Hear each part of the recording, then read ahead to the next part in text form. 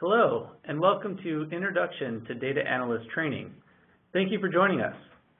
My name is John Zuwanich, Digital Marketing Manager at Cloudera, and our presenter today is Tom Wheeler, Senior Curriculum Developer on Cloudera's Education Services team, and based in St. Louis. Before joining Cloudera in 2011, he worked as a software engineer, technical trainer, and occasional system administrator, most recently as a consultant developing aerospace engineering software at Boeing. 10 years ago, he helped to design and implement a scalable, fault-tolerant distributed data processing system while working at WebMD. Now, without further ado, we will begin the presentation. Thank you, John. Hello, everyone. Thank you for attending today's session. I'm going to tell you about our new course designed specifically for data analysts and others in similar job roles. As John mentioned, my name is Tom Wheeler, and I'm a Senior Curriculum Developer here at Cloudera. I created this course and have spent much of the last year working on it, so there's nobody more familiar with it and probably nobody more excited to talk about it than me. Here's an overview of what I'm going to cover today. I'll begin by briefly explaining a little bit about Cloudera and our training program, then move on to talking about the data analyst class itself, including the types of people I had in mind when I created this course and the skills that those people should have to get the most out of it. I'll then describe the outline to show you specifically what we cover and follow that up with a short presentation based on actual material from the course so you can get a taste for what it's really like and also learn a little bit about some of the tools that we cover. Finally, I'll conclude with a question and answer session, so let me reiterate that you can use the Q&A tab to submit your questions during the presentation, and I'll answer as many of those as I can at the end. So let me explain why Cloudera has invested so much in creating this course and why I think it's so important that it's available now. According to a report called Analytics in Action, released by Accenture in March, the need for big data and analytics experts is so intense that they predict a shortfall of 32,000 professionals with this training just 2 years from now. Of course, another way to look at this is that the people who do have this training should be in very high demand. And it's exactly that problem, the unmet need that organizations of all types have for people who know how to analyze data at scale, that our training is meant to help solve. But before we get into the specifics of what this course offers, let me first explain why Cloudera is the best choice for big data training. Here are just a few good reasons to choose Cloudera for training.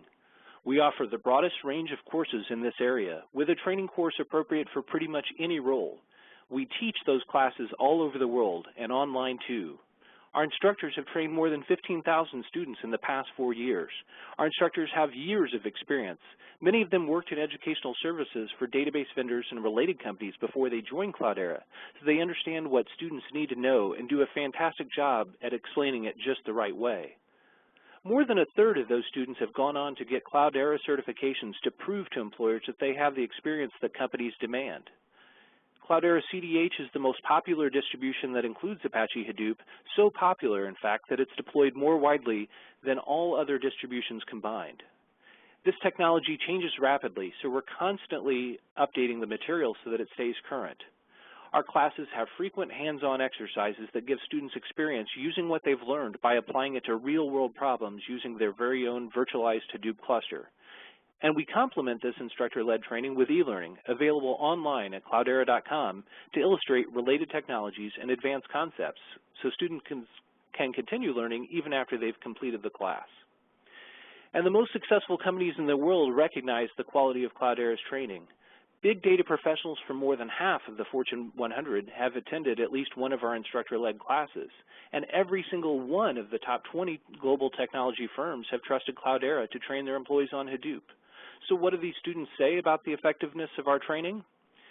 Well, 94% say that they'd recommend or highly recommend Cloudera training to their friends and colleagues. 88% say that our training provided the Hadoop expertise they require in their current job roles, and 2/3 say that they use what they've learned in class at least once per month while on the job. Statistics are nice because they can help summarize a huge data set into a convenient number, but sometimes it's helpful to look at a specific case that goes into that number. Cisco, the global leader on enterprising networking equipment and software, also recognizes the value of Cloudera's training. So the bottom line is that while some other companies have started teaching courses on Hadoop, Hive, and related tools, we've been doing it for years and remain the best. Our curriculum developers work with other experts at Cloudera, not only many of the same engineers who actually wrote the software, but also the solution architects who work on-site with our customers to help them implement it, and our excellent support team who work with the customers to keep their data centers running smoothly. Having access to experts like this means that we're able to include tips and advice that make our training so valuable for our students. Training courses from other companies that have sprouted up in this space might teach you how to use those tools, but our courses teach you how to use them effectively. We know that your data is important and your time is valuable. Helping you to make the best use of both of those makes our classes stand out from the rest. So now that I've covered Cloudera's training in general, let me talk more specifically about what students can expect from this course. I'll begin by explaining the intended audience, as well as a few cases where a prospective student might be better suited to one of our other courses. This is one of the most important slides in my entire presentation because it illustrates what's unique about this course compared to others that focus on a particular tool. Rather than give students an exhaustive list of every aspect and possible feature of a specific tool, we focus on what someone using them for data analysis really needs to know. The primary target audience for this course will be those whose primary job functions include data analysis, reporting, and decision support. That includes a variety of job titles, including data analyst, business intelligence analyst, and operations analyst. Although these jobs encompass many different skills, the primary audience will be comfortable with SQL.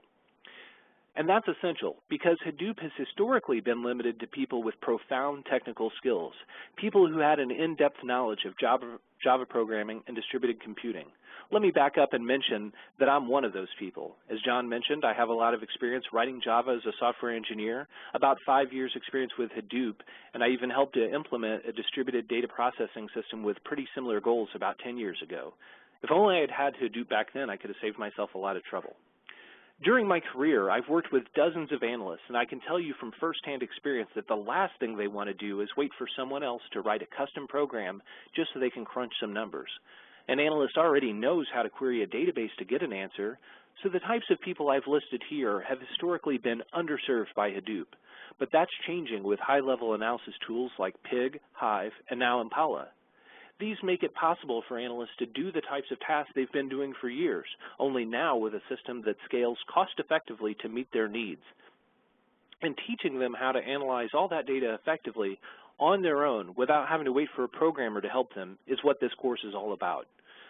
But the course can also be really valuable to a more technical audience used to writing software to work with data in some capacity, including business intelligence developers, data warehouse engineers, and ETL developers who extract, transform, and load data from one system to another.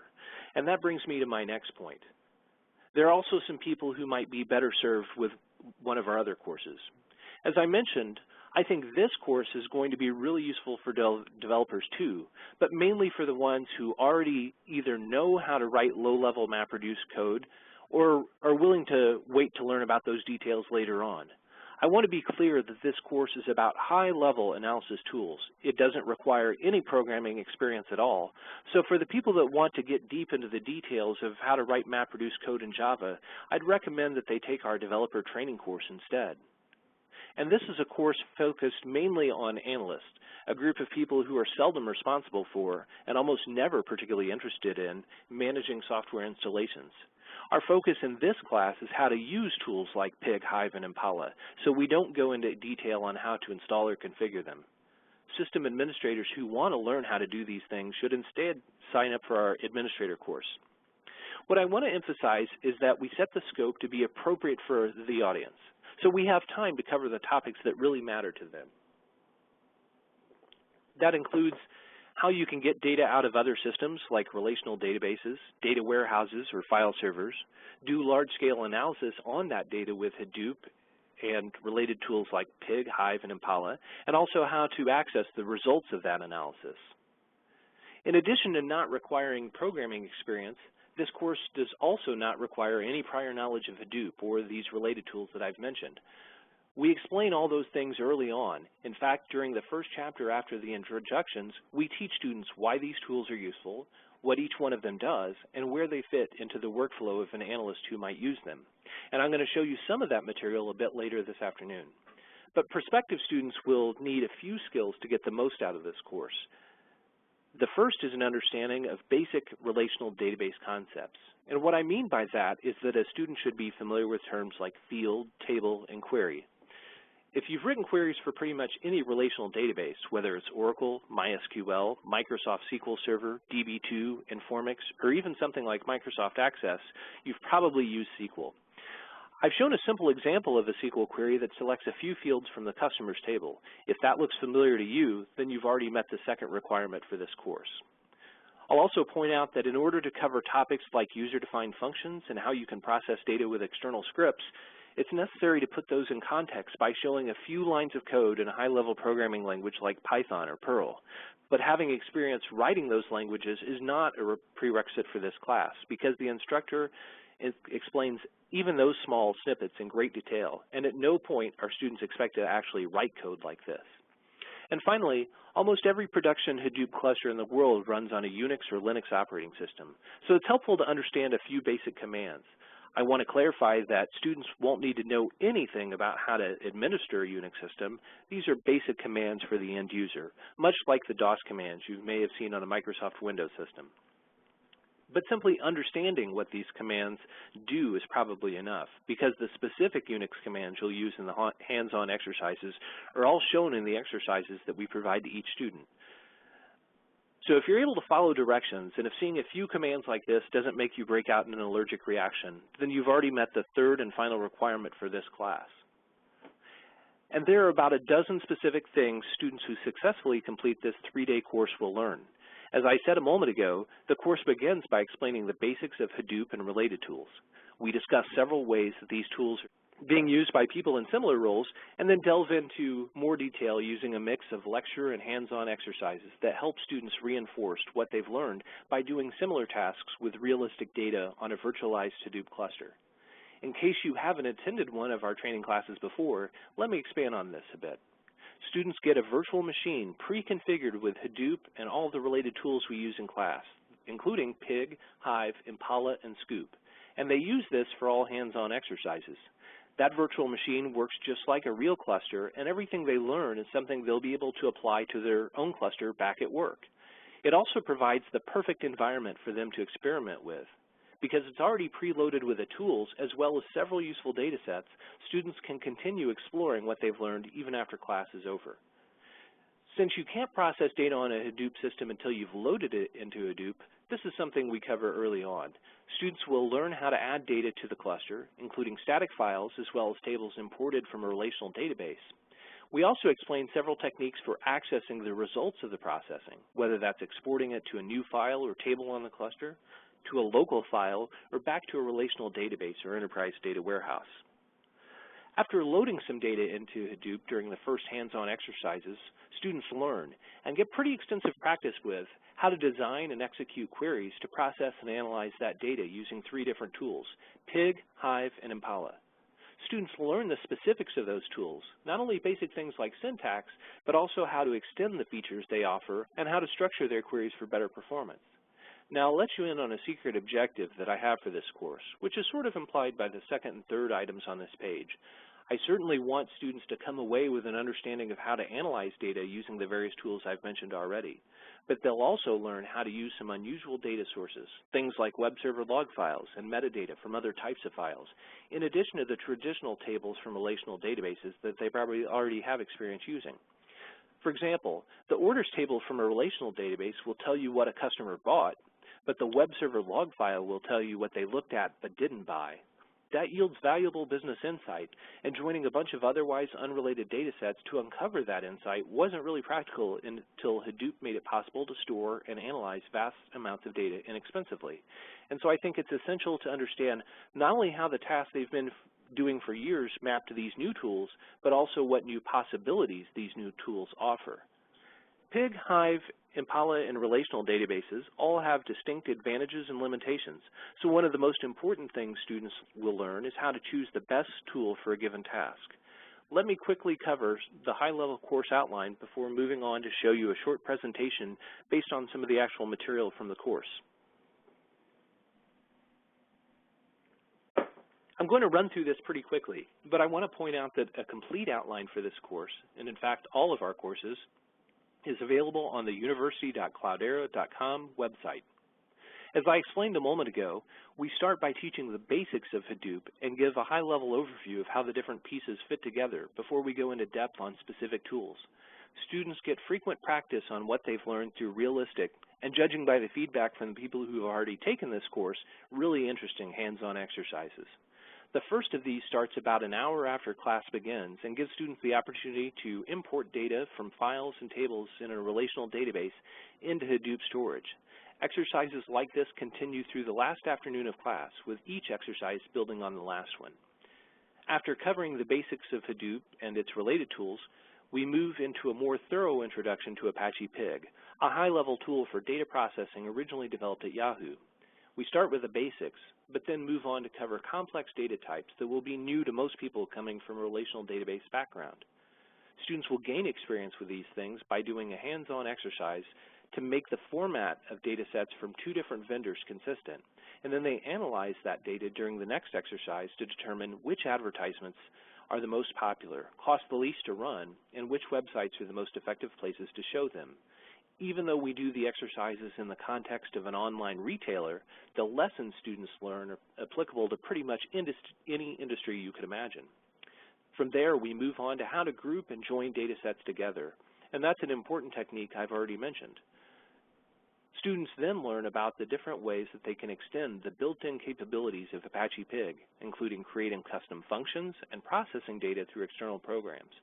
They get to practice all that during the next hands-on exercise, which is probably the most interesting one of all, since they use data about recent orders to select the best location for a new warehouse so that products can reach customers more quickly. And I don't want to spoil the surprise, but I'll just say that some of the data students use in this exercise comes from sources they probably never would have considered analyzing before. We then wrap up our discussion of Pig by explaining what to do when things don't go quite as planned. We have an instructor-led demo that students can follow along with to show a pretty typical job failure, and then teaches them how they can use their web browser to find the log file that reveals the source of that error. And another way things don't go quite as planned is when a job runs more slowly than it should. We cover this by walking step by step through a pretty basic Pig job and show how some simple changes can make it more than 5 times faster. Afterwards, we move into Apache Hive. Hive is a tool originally developed at Facebook with a goal pretty similar to Pig. It offers a high-level language that's much easier and faster to write than MapReduce code. And while Hive and Pig share similar goals and work pretty similarly under the hood, they have very different approaches to problem solving. The high-level language that Hive uses is based on SQL, the standard query language used for relational databases. Students get a chance to query data with Hive in a variety of ways, from the Unix command line, from Hive's own shell, and through a web browser using a tool called Hue. Let me add here that if you're not already familiar with Hue, learning about it might be worth the price of admission all by itself. We created Hue as an open source project here at Cloudera a few years ago, and it's since become the standard web-based user interface for these tools. Even if you're not able to sign up for class right away, I really encourage you to go look at some of the short videos posted on Cloudera's blog demonstrating the new features of Hue. After that, we explain how to manage data in Hive. That is, how to create databases and tables, and also how to populate them with data, including a table with the complex data types that Hive supports, such as maps and arrays. And since much of the data organizations analyzed with Hive is unstructured, knowing how to process text is especially important. We have an entire chapter on that, and students will learn a number of processing functions, including natural language support in Hive. They get to practice that during an optional lab where they use sentiment analysis techniques to analyze comments that customers post about the products they buy, ultimately giving them far more insight into customer opinions than they'd ever find by analyzing simple numeric ratings. And as with Pig, we cover how to optimize queries, but also explain how techniques like partitioning and bucketing can make analytic jobs run faster. Finally, we explain how to use extensions to Hive, for example, user-defined functions and support for custom data formats. And students get practice doing just that in the unique lab that follows. Afterwards, we move into covering Impala. Like Hive and Pig, Impala is also a high-level open source tool for data analysis. From the perspective of an end user, Impala is quite similar to Hive, only it's between 5 and 50 times faster. That makes it a good choice for interactive queries where waiting minutes or even hours for the result would impede analysts from being able to ask the questions they need to ask to get their jobs done. What I mean here is that you choose a relational database for speed, but it comes at the cost of limited scalability. Conversely, you choose a tool like Hive or Pig to gain scalability, but those tools are batch-oriented, and even though they scale extremely well, they can take minutes or even hours to complete a query. With Impala, you no longer need to choose between speed and scalability, thereby making it a great choice for the types of ad hoc queries that analysts often perform. For example, you don't want to run a query meant to answer a question, how many additional items did customers buy along with the product we advertised last month? Wait 20 minutes for the answer, and then run another query that lets you compare these results to a different product you advertised for some other month. With Impala, these types of queries are typically answered in seconds. You might wonder then, why do we have so much material on Hive and so little on Impala? It's because most of what students have just learned about Hive applies to Impala as well, so there's no need to repeat it. But we definitely cover the cases where Hive and Impala behave differently. And that takes us to the final and perhaps most valuable chapter of all in the course, the one where we compare the capabilities and limitations of these tools so students learn how to choose the best one for a given task. That's something that really sets this course apart. As I said before, it's not just about learning how to use these tools, it's about learning how to use them effectively. Now that I've covered the outline, I think there's really no better way to exemplify what this course is all about than to show some actual material from the course. So that's what I've done, put together a presentation based on some of the things we covered, mainly centered around material from the beginning of the course. I'll begin by explaining some of the trends that have led to the intense demand for professionals who know the tools used to process big data. The first of these three trends is volume, which relates to the vast amount of data we're creating today. There are lots of reasons for this, but one of them is that the cost of storage has plummeted in the last 20 years or so. Back in the early 1990s, state-of-the-art in computer storage was a hard drive that held 80 megabytes, and about 10 years later, hard drives that held 80 gigabytes became common. They hold 1,000 times more information at a fraction of the cost of their predecessors. That trend has become even more pronounced in the meantime. A gigabyte of storage cost more than $3,000 back in the early 1990s, but costs less than 5 cents today. And as you'll see in a moment, one of the benefits that Hadoop has is to amplify this effect because it's able to use multiple disks on multiple computers simultaneously, giving it the performance and scalability needed to analyze huge volumes of data. So Hadoop has come along at just the right time because as a society, we're generating way more data than ever before. I do think the point about data volume gets overemphasized a bit because although Hadoop can scale to easily handle petabytes of data, that's thousands of terabytes, I'll also add that it's not yet common for most organizations to have that volume of data. But this speaks to my next point, which is that we're all producing data faster than ever before. So everybody, whether it's Google or Facebook or the bank down the street from your house, is producing more data than they did last year or even last month. And what all of them have in common is that they need a system that can meet those demands, not just now, not just next year, but 3 years or 5 years from now. For example, if you have just 3 terabytes of data now and that data grows at a rate of 10% per month, you'll have about 140 terabytes of data in just 3 years. And that doesn't even consider all the data that organizations discard now, things like server log files or historic account information because until now, it's just been too expensive to keep. So why would organizations generate data more quickly now than they did just a few years ago? There are several factors that have led to an increase in velocity, including a tendency to automate processes that were previously manual. File cabinets are being replaced by file servers. The move towards electronic health records, particularly in the United States, is a great example of this. Another factor is that both people and machines are becoming increasingly interconnected. 25 years ago, almost nobody had a mobile phone. 10 years later, nearly everybody had one. But even then, about the only thing you could do with one was make a phone call. Now they're full-fledged computers with full-time internet connections. Mobile devices allow us to create as well as consume, and there are so many new ways that people share information now. Not just making phone calls, but also sending text messages, posting pictures to Instagram, uploading videos to YouTube, or checking in on a site like Foursquare or Facebook. even when you're not actively using the device, it's still sending and receiving data as it checks for signals and new messages, and even that data has valuable applications. That's just mobile devices. Consider all the data that's being generated by modern cars, utility meters, traffic signals, and industrial sensors. These systems used to stand alone, offline, but now they're connected and generating data faster than ever before. Another important change relates to the type of data that we're generating these days. This includes not only the messages posted on social networks, but also the relationships themselves. One of the cornerstones of LinkedIn, for example, is that they can predict who you might know and suggest those connections to you.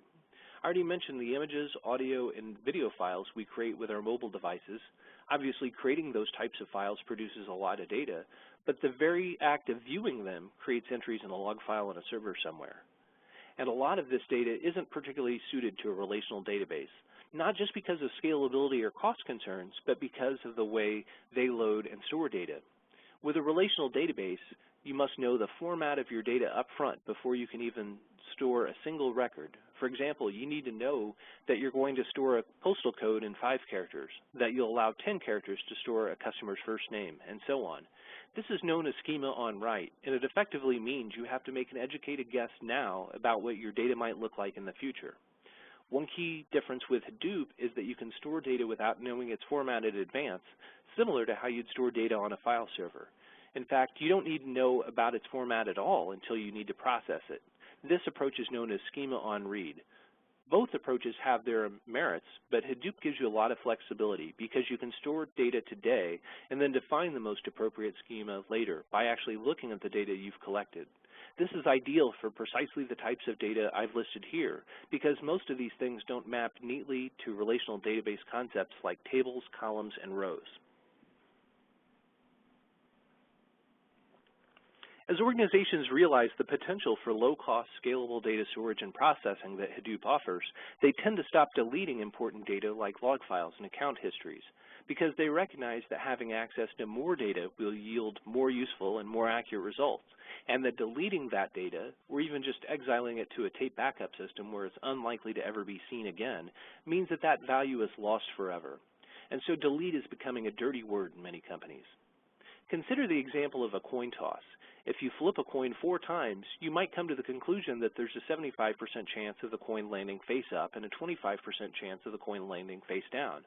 But having more data, say the result of 1,000 coin tosses, will almost certainly lead you to observe the correct result, that there's a 50% chance of the coin landing either way. As an analyst trying to gather data for key business decisions, accuracy is essential, and finally having the ability to examine all of the data can give you this accuracy. This is one of the main reasons that Hadoop is revolutionary, because previous systems limited you to just a subset of the data. A single rating on an e-commerce site doesn't create opportunity, but having a few million allows you to make product recommendations. And this is something we cover in detail in our data science course, by the way. A single tweet tells you what one person was thinking about in a single moment in time. It may be interesting, but it's more anecdotal than valuable. But if you analyze the tweets of all your customers and your potential customers, you can get a pretty good idea of what's important to them, and that can have a profound impact on your marketing strategy. There are a lot of valuable applications for this data, including making product recommendations of the type you've probably seen on sites like Amazon or Netflix, predicting demand for products based on past sales history, analyzing customer behavior to optimize sales, and detecting fraudulent transactions. But simply storing all that data isn't enough. You've got to process and analyze it to extract the value. So I've established that the value of data is related to how much of it you have. The trends I've explained mean that many organizations already, and certainly many more in the future, are standing at the crossroads of an opportunity. But it also means that they will outgrow the tools that they've traditionally used to process it all. What these organizations need is a system that addresses 2 fundamental concerns: how to store all that data at a reasonable cost, and how to analyze all the data they've stored. And that's precisely what Hadoop is meant to do. Hadoop is an open source system for large-scale data storage and processing. It harnesses the power of relatively inexpensive servers, up to several thousand of them, to provide massive storage and performance. A collection of machines running the Hadoop software is known as a cluster.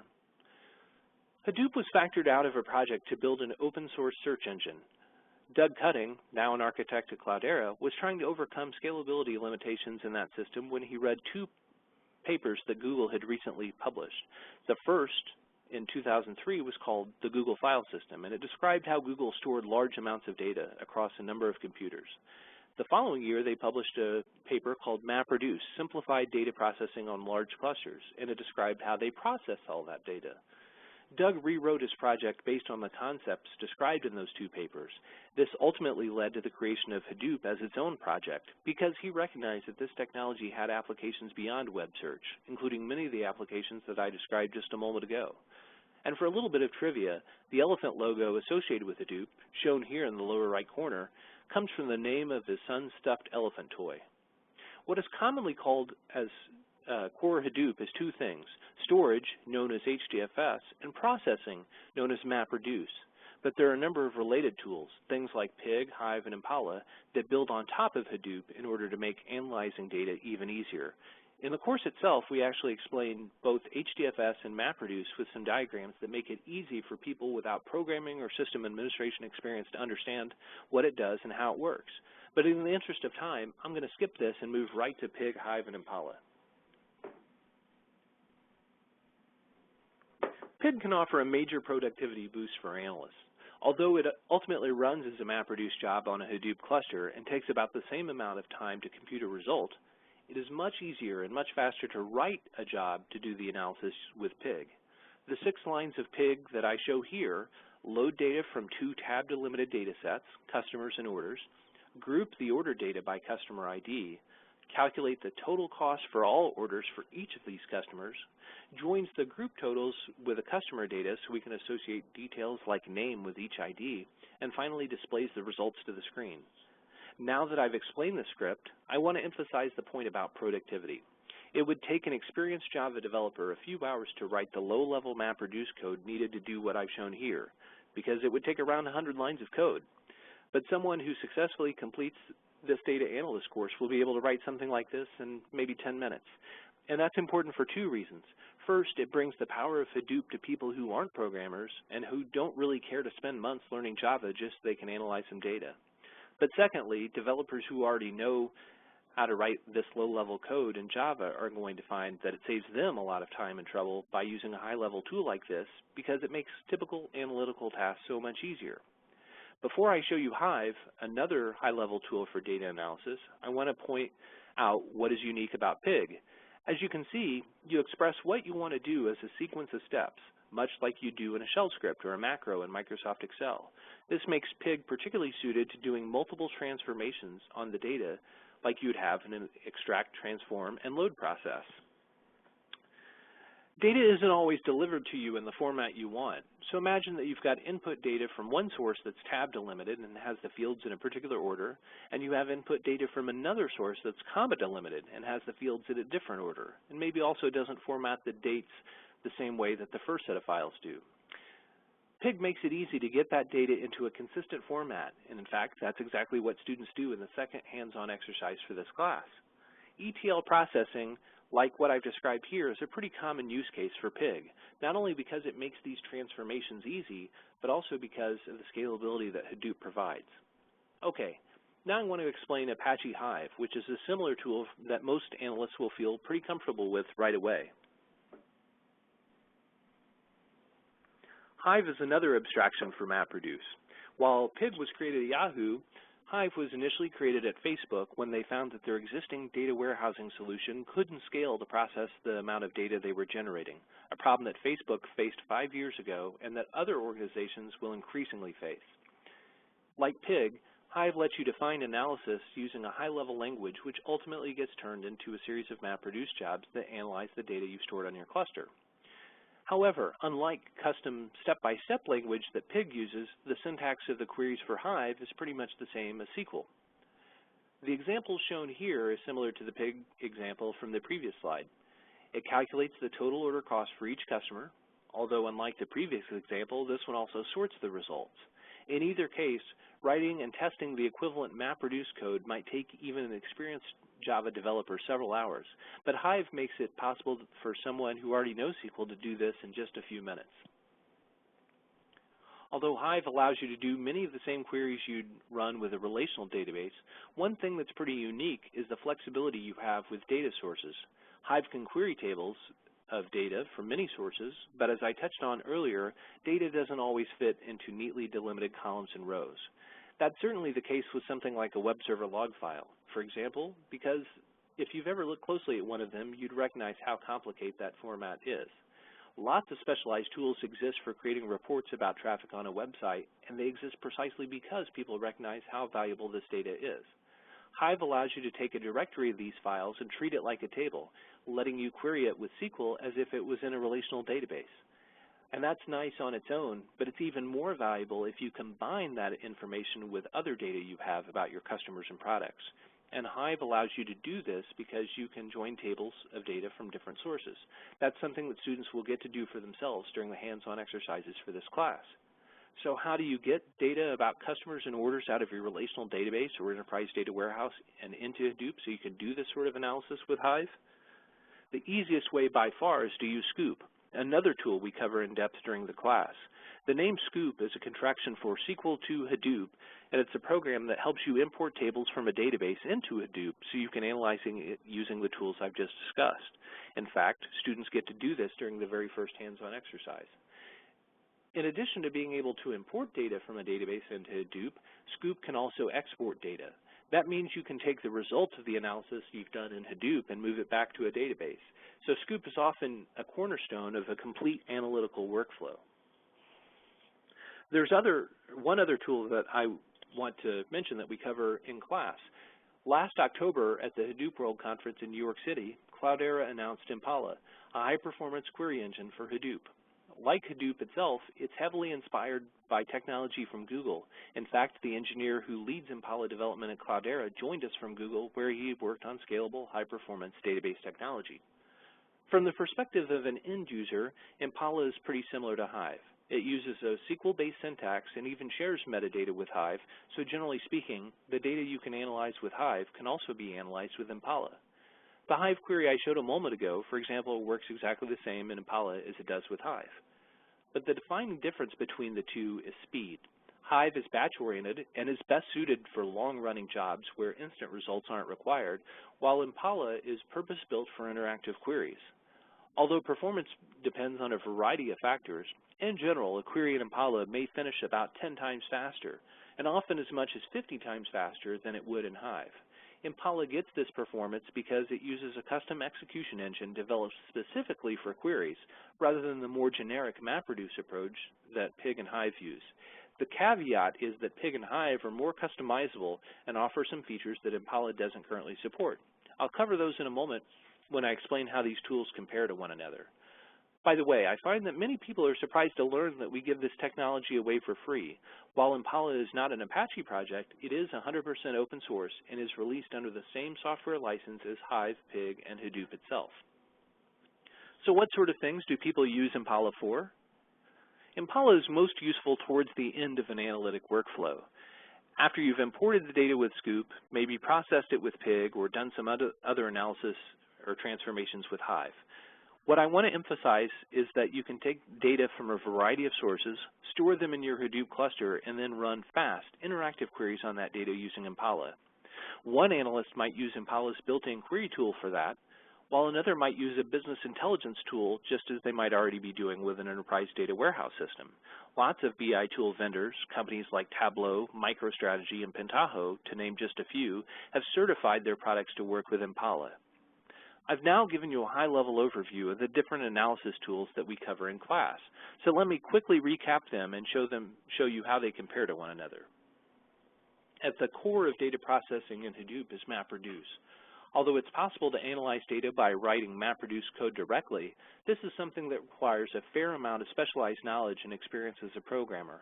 And since high-level tools like Pig and Hive provide an alternative to writing MapReduce directly, it's usually better to use them instead. Pig and Hive are pretty similar in their capabilities, and both work by turning the high-level language that you write into a series of MapReduce jobs that ultimately run on your cluster. But Pig and Hive have somewhat different approaches for solving problems.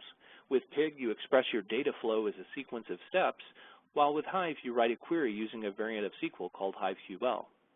Impala is almost identical to Hive in terms of syntax, but unlike the others, it uses a high-performance custom execution engine to query data rather than using MapReduce.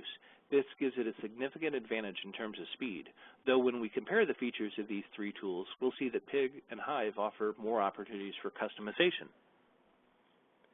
A common question that people have is, should I choose Pig, Hive, or Impala?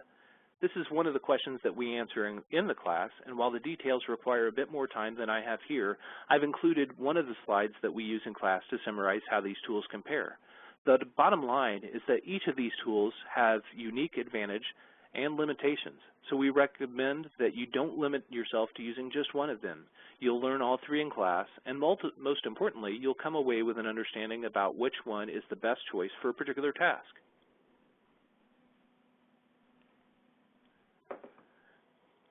Okay, so that's the end of my presentation, so now I'll mention a few other noteworthy things and then move on to answering your questions. You can submit your questions in the Q&A panel, which is located in the Options drop-down menu of your WebEx console. If you want to watch this session again later or recommend it to a friend, we're going to post the recording on the Cloudera.com website. You can stay up to date on everything that's happening with Cloudera University by following us on Twitter. And if you'd like to see me give a somewhat longer version of the Hadoop introduction I just covered, I encourage you to attend my Introduction to Hadoop workshop at the O'Reilly OSCON conference in Portland next week, or the 2 workshops I'm doing at StampedeCon, an exciting big data conference being held in St. Louis in a couple of weeks. The first workshop that I'll do at StampedeCon is also called Introduction to Hadoop, while the second is entitled Finding Insight in Big Data. You can find out more information about those sessions using the URLs shown on your screen. And if you're able to attend those in person, please stop by and introduce yourself. I hope you've enjoyed today's presentation and will agree this is a class worth taking. You can sign up for our new Data Analyst course by going to the university.cloudera.com website. We've got a special discount code for people who sign up for the Cloudera Delivered Data Analyst course between now and September 1st. Just use the code Wheeler_10 when you check out to save 10%. And if you enroll in another course in addition to this one through September 1st, you can use the discount code 15OFF2 to save 15% off both of them. Thank you very much for your attention, and I'll now take time to answer your questions. Thank you, Tom. We have a few questions that have come through, and the first being, my organization hasn't deployed Hadoop yet. Is there a way I can get practice using these analytics tools on my own? Yeah, I can suggest a couple different ways. The first way is, and I think probably the best, is to take this class, the Data Analyst class, and when you sign up, you'll learn everything that you need to know as you go through the class. You'll be provided the virtual machine that contains an installation, working installation of Hadoop, Pig, Hive, Impala, Scoop, and a number of other tools, as well as a bunch of different data sets that you explore in class. That gives you the perfect environment that you can use to experiment with these different things. If you want to get experience outside of the class, you can also go to the Cloudera.com website and download a virtual machine. It's called the Quick Start VM, I believe, and it's available to download for anyone for free, and it provides a virtual machine that you can run on your computer, already set up with all the different tools that I mentioned installed on there, as well as a working version of Cloudera Manager. The difference between the one that we use in class and the one that's posted on our website is that the one that we use in class contains the code and samples and data sets that we use in the hands-on exercises. But those are 2 ways that you can get started right away. Thank you, Tom. So the next question, will this class help us understand how to leverage our investment in a BI tool with Hadoop? Primarily specific for this question, the request is about SAP Business Objects.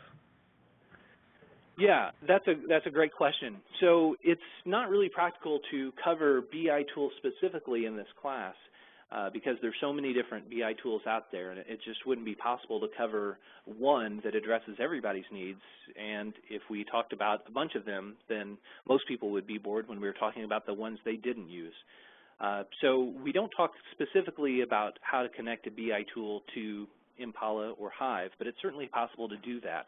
And your vendor, SAP in this case, might be able to tell you how to connect it to Impala. There's information on the Impala documentation on the Cloudera website that explains how to connect Impala to business intelligence tool as well. And I also mentioned that if you look around, you can find some videos that show how to do this. I know that MicroStrategy has one showing how to connect their tool to Impala. Tableau has one showing how to connect their BI tool to Impala, and some of the other Cloudera partners and vendors have videos that demonstrate this as well. So I definitely recommend checking those out on the web. Thanks, Tom. If you wouldn't mind, can you quickly cover what are the prerequisites for this course again? Yeah, there's 3 prerequisites. The first is that you need to understand basic relational database concepts. And we kind of assume that the people who are going to be in this class are going to be the target audience we have in mind. The primary target audience is a data analyst, somebody who uses a database in the course of the normal work that they do. So if you know what a table is, a database, a query, or a field, if these are terms that are familiar to you, then you've already met the first requirement. The second requirement is that you need to know SQL. You don't have to have in-depth knowledge of SQL, but just knowing how to do something like select star from customers or select first name, comma, last name from customers, that sort of knowledge is definitely going to help you a lot in this course because, as you've seen, Hive and also Impala do their queries using SQL. And then the third prerequisite really is to have just the most basic understanding of Unix. There's a few times where you're going to have to run commands from the Unix command line. We'll tell you what those commands are. We'll tell you exactly what you need to type in, but you're going to have to run commands from the command line to be able to move data into Hadoop or get it back out of Hadoop or to run certain types of queries. And so just being able to understand what those commands do will be helpful. I certainly don't want to overemphasize that amount of knowledge because it's very basic, the sort of thing that you could probably learn in 30 minutes on your own. Thank you, Tom. Next question. What is the relationship between the Data Analyst course and the Introduction to Data Science course? Do you recommend Data Analyst as a precursor to Data Science? Yeah, that's a great question. So I developed this course, and I also worked with Josh Wills and Jeff Hammerbacher, our data science team, to create the Data Science course. That's how I spent last year. And so I'm pretty familiar with the content of both courses. The way that I see it is that this course would be a great prerequisite for the Data Science course. The Data Science course requires some programming knowledge. So in the Data Science course, we use the Python programming language as well as R, although both those things are kind of introduced gently, so you don't need to have a great deal of programming experience. But the Data Science course is definitely more advanced than this one. It's going to rely on a lot of the knowledge that you get out of this course, but it's also going to get a little bit deeper into programming and mathematics. So I would say that some subset of the people who successfully complete this class would be a great fit for data science. And that set of people would be people who've done some amount of programming in their career and who also have an interest or background in statistics or other mathematical sort of discipline. Those people would, I think, would go on to the data science course and really get a lot out of it. Thank you, Tom. So the next question, can I store results from Impala to RDBMS? Yes, you can definitely do that. This is something that you would learn how to do in the course, but the short answer is you can get the results of your query, store them back into HDFS, the Hadoop file system, and then export that data using Scoop, one of the tools that I mentioned, back to a relational database. And that's something that's pretty easy to do. Thank you. Next question. Also, is learning HBase advantageous being a business analyst? I would say that HBase is probably something that would be more beneficial for a developer to learn. It's something that a business analyst would not find as useful as learning how to use a tool like Hive or Impala. HBase is kind of a bit more low level and doesn't have an interface quite as convenient for doing queries against it. It's possible to query an HBase table using Hive or Impala, but learning the details of how HBase works, I think, is something that's probably better suited to someone with programming experience rather than a data analyst who's primarily used to relational databases or tools like that. Thank you, Tom. Next question. Is Hadoop only being used for unstructured data? How about transactional data for banking on insurance industries that might also increase in volume in the future? Yeah, I would say that Hadoop right now is kind of towards the back end of a workflow, and the way that most people are using it, certainly they're using it on unstructured data, and it's quite possible to use it on transactional data as well. This is something that we explore in the class, and I hinted at talking about the customers table and the products table. If you want to marry that information with data from your web server log files, it's fairly common to combine relational data with unstructured data to sort of find correlations and interesting patterns in that data. Hadoop is not really used very broadly as a replacement for a relational database in general. You're not going to take a Hadoop cluster, for example, hook it up to your web server and have it serve interactive results to a website. You know, you'd have if you're a developer and you create a website, you might have something like MySQL or Oracle in the back end that's serving up results. When somebody orders something through your e-commerce site, that becomes an entry in one of these relational databases. Hadoop is not really replacing that sort of thing, but what it is replacing to a large degree is enterprise data warehouses, or it's complementing those systems, so that when you have a large volume of data, transactional data, account histories and things like that, you could take years worth of data, put it in Hadoop, and then do analysis on that. So it's really about doing analysis after the fact rather than storing the transaction data itself live as it's being generated from the application. Thank you, Tom. Is data analyst training sufficient to get me started with Hadoop, or should I first complete Hadoop Essentials? That's a good question. I think that they have kind of two different audiences. I think that the data analyst course is sufficient. I don't think that you need to take both.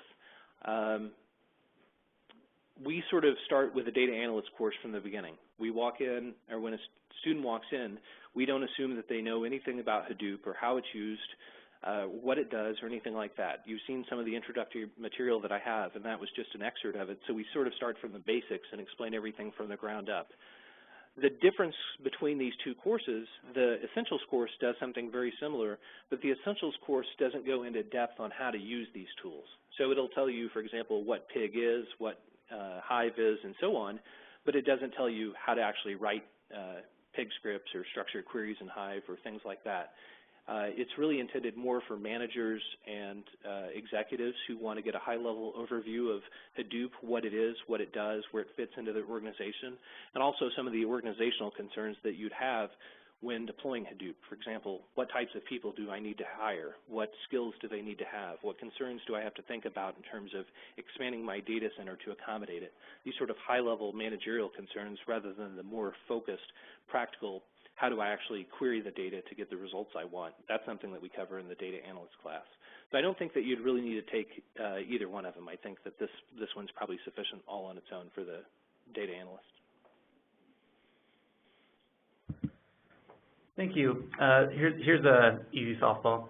What is the duration of the course? 3 days. This is the 3-day course. And that's 3 full-time days in class. We also offer this course, or we'll offer it in the future, online. So if you're unable to attend in person in instructor-led training session, then you can take the class online. But it's 3 days of instructor-led training with hands-on exercises, and you get to go through the whole thing start to finish. You walk in not needing to know anything about Hadoop, Hive, Pig, Impala, Scoop, or related tools. You walk out knowing how to do typical analysis tasks. You'll learn about where to find data, how to create tables, how to export the data, and a bunch of other things as I described in the outline. Thank you, Tom. So next question, how in-depth is the comparison between tools Pig, Hive, and Impala? Will you show in-depth queries and what type of queries would run best in each tool? Does the class get into technical details about the 3 technologies and how to work around the limitations? Yes. I wouldn't say, so I've got an entire chapter on picking the best tool for the job. You know, we've got enough material that it's an entire chapter that stands on its own. I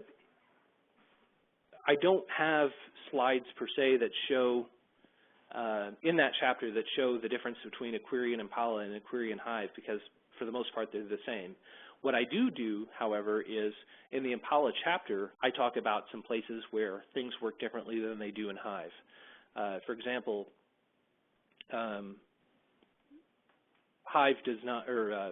Impala doesn't currently support nested data structures. That's a feature that Hive has that Impala doesn't have, at least in the current version. And so this is something that I point out. So I compare Hive and Impala pretty specifically about what features one supports and the other doesn't support. And that actually works both ways. There's some things that Impala can do that Hive can't do. And in the end, I compare, in the final chapter, I compare the benefits, limitations, advantages, disadvantages of Pig, Hive, Impala, and relational databases, so that I think students will come out of this course knowing which one they want to use for a particular task. Thank you, Tom. We have 1 minute left here, so I'm going to get one last question in. Why should I take Cloudera Training versus one of Cloudera's competitors? I think, yeah, that's kind of what I was addressing in the beginning. I think that our training is the most relevant. We've been at it a long time. We have a lot of experience doing it. We have many of the same people that write this software consult regularly with our curriculum development team, and our instructors have a broad range of experience. Our curriculum material is very good. We have experienced people writing it. It's up to date, and it's very well received. I mean, the people who've already taken this data analyst class, for example, we've got some of the highest ratings of all. Our ratings are pretty high in general.